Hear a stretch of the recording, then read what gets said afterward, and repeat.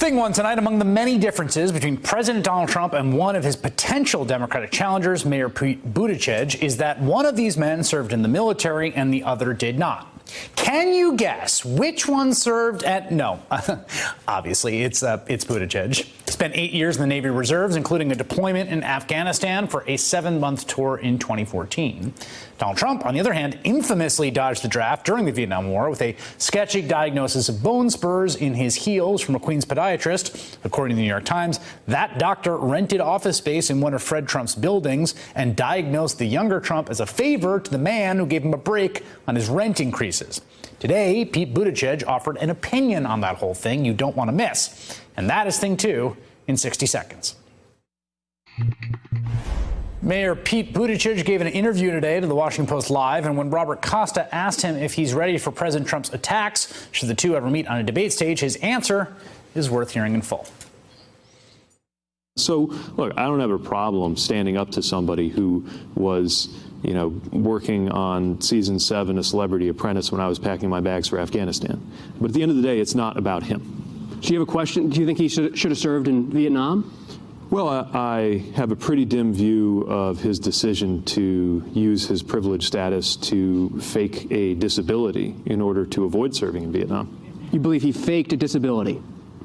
Do you believe he has a disability? Yeah. Yeah. At least not that one. No, I don't mean to. No, this is actually really important because I don't mean to trivialize disability, but I think that's exactly what he did. When you think about the way somebody can exploit the system, and needless to say, the way he has treated and mocked disabled people is just one more example of the many affronts to just basic decency that this president has inflicted on this country. But manipulating the ability to get a diagnosis. I mean, if you were a conscientious objector, I'd admire that.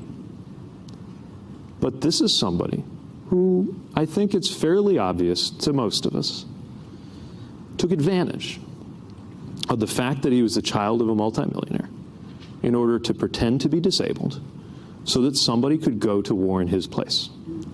And I know that dredges up old wounds from a complicated time during a complicated war. But I'm also old enough to remember when conservatives talked about character as something that mattered in the presidency. And so I think it deserves to be talked about. Hey there, I'm Chris Hayes from MSNBC. Thanks for watching MSNBC on YouTube. If you want to keep up to date with the videos we're putting out, you can click subscribe just below me or click over on this list to see lots of other great videos.